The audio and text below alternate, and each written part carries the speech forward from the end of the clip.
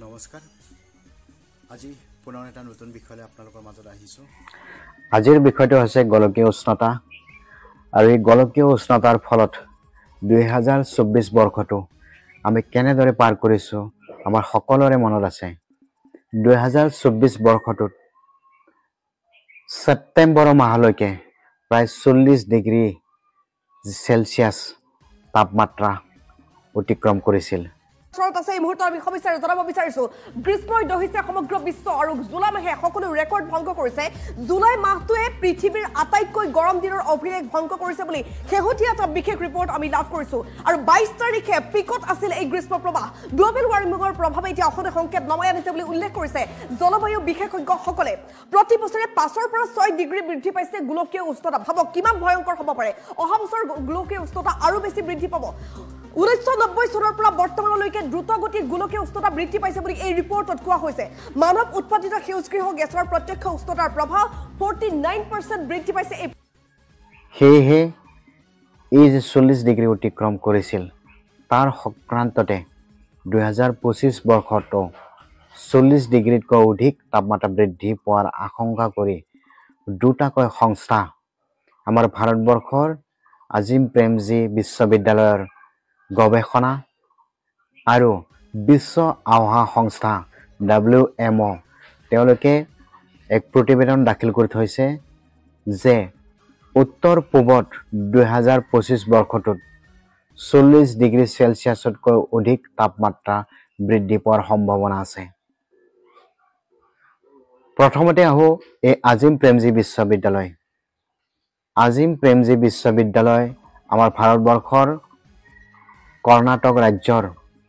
বাংগালুৰুত অৱস্থিত এখন সুনামধন্য আৰু আগশাৰী বিশ্ববিদ্যালয় এই বিশ্ববিদ্যালয়খনত বিজ্ঞান সমাজ অধ্যয়ন ৰাজনীতিক বিভিন্ন গৱেষণাৰ বিষয়বস্তু তাত স্নাতকোত্তৰ ডিগ্ৰী প্ৰদান কৰা হয় আৰু বিদ্যা প্ৰতিবেদনত তেওঁলোকে উল্লেখ কৰিছে যে 2025 বৰ্ষত ভাৰতবৰ্ষত তথা উত্তৰ পূৰ্বাঞ্চলত 1.5 ডিগ্ৰী সেলসিয়াছতকৈ অধিক অৰ্থাৎ 40 ডিগ্ৰী সেলসিয়াছতকৈ অধিক তাপমাত্ৰা বৃদ্ধি পোৱাৰ সম্ভাৱনা আছে তেওঁলোকে এই প্ৰতিবেদনত লগতে উল্লেখ কৰিছে যে এই সময়ছোৱাত উত্তৰ পূৰ্বাঞ্চল তথা অসমত জনগোষ্ঠীয় লোকসকলৰ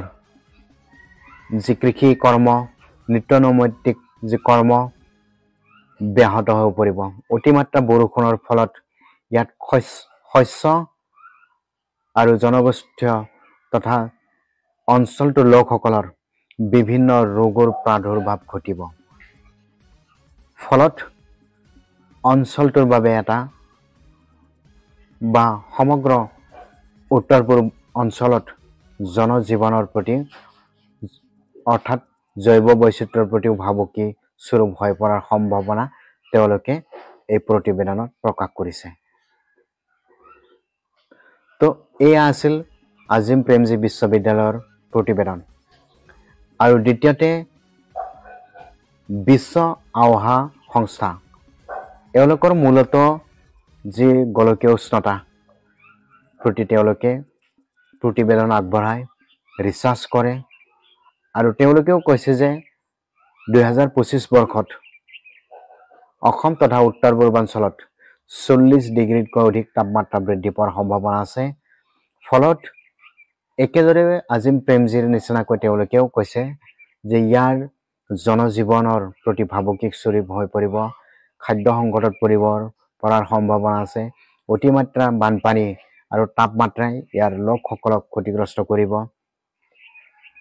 আৰু পানীৰ সমস্যা দেখা দিব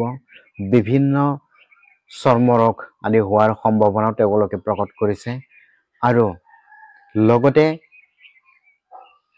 বনাঞ্চলৰ জীৱ জন্তুৰ প্ৰতিও ভাবুকি স্বৰূপ হৈ পৰাৰ আশংকা তেওঁলোকে প্ৰকাশ কৰিছে খাদ্য আৰু পানীৰ সমস্যা মূলত এই 2025 বৰ্ষত সংকটত পৰাৰ সম্ভাৱনা আছে বুলি উত্তৰ পূৰ্বাঞ্চলৰ লোকসকলৰ বাবে তেওঁলোকে এক প্ৰতিবেদন দাখিল কৰিছে এতিয়া এওঁলোকৰ প্ৰতিবেদনে কিমান প্ৰাধান্য লাভ কৰে 2025ত অসম তথা উত্তৰ পূৰ্বাঞ্চলত সেয়া সময়ত আমি গম পাম কিন্তু এনেধৰণৰ প্ৰতিবেদন বহু লোকে 2000 চনত পৃথিৱী ধ্বংস হোৱাৰ কথাও আমাৰ মাজত আগবঢ়াই গৈছে কিন্তু পৃথিৱী আজিলৈকে ধ্বংস নহল আমি তেনেদৰে আছো কিন্তু এই যে গোলকীয় উষ্ণতা সমগ্ৰ বিশ্বতে বৃদ্ধি পাবলৈ লৈছে তাক কিন্তু আমি কোনেও নুই কৰিব নোৱাৰো ইয়াৰ ফলস্বৰূপে আমি উদাহৰণ হিচাপে 2024 বৰ্ষটোত পাইছোৱে কাৰণ ৰাজ্যত এনেদৰে ভয়াৱহ ৰূপত বৃদ্ধি পাইছে যে দেৰগাঁৱৰ এগৰাকী যুৱকে উষ্ণতা সহ্য কৰিব নোৱাৰি তাপমাত্ৰা সহ্য কৰিব নোৱাৰি মৃত্যুক আকোৱালি ল'বলগীয়া হৈছে তো এই উষ্ণতাৰ প্ৰভাৱ ইতিমধ্যে ফেব্ৰুৱাৰী মাহ যিহেতু পৰিছে তেনে সময়তে যিটো ৰ'দৰ উত্তাপ আমাৰ শৰীৰত পৰে গাৰ ছালত লাগি ধৰে তেনে সময়ত এটা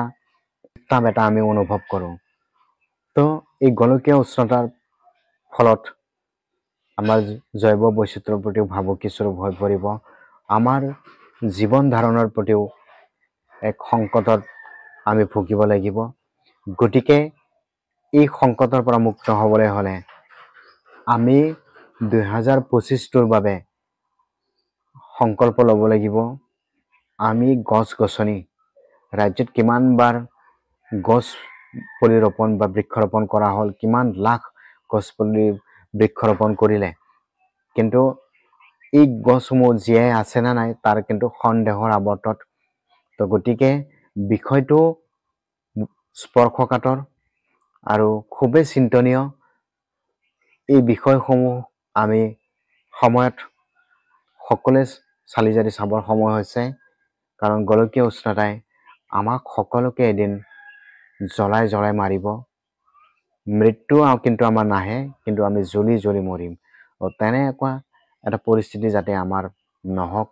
এই গোলকীয় উষ্ণতাৰ প্ৰতি আমি সদায় সজাগ থাকিব লাগিব সেয়েহে আমি বৃক্ষৰোপণৰ প্ৰতি গছ পুলি ৰোৱাৰ প্ৰতি আমাৰ চৌপাশত যাতে সেউজীয়া গছেৰে ভৰি থাকে তাৰ প্ৰতি আমি লক্ষ্য লাগিব তো গতিকে বিষয়টো ইমানেই আছিল ভিডিঅ'টো যাতে দীঘলীয়া নহওক তাৰে কামনা কৰি আজিলৈ ইমানতে শেষ কৰিলোঁ বিষয়টো যদি আপোনালোকৰ কিবা ইনফৰ্মেটিভ যেন লাগিছে তেতিয়াহ'লে অন্ততঃ এটা লাইক আৰু কমেণ্ট কৰি ছাবস্ক্ৰাইব কৰি দিবলৈ নাপাহৰিব যাতে আগলৈকেও আপোনালোকৰ মাজত এনেধৰণৰ ভিডিঅ' মই লৈ আহিব পাৰোঁ ধন্যবাদ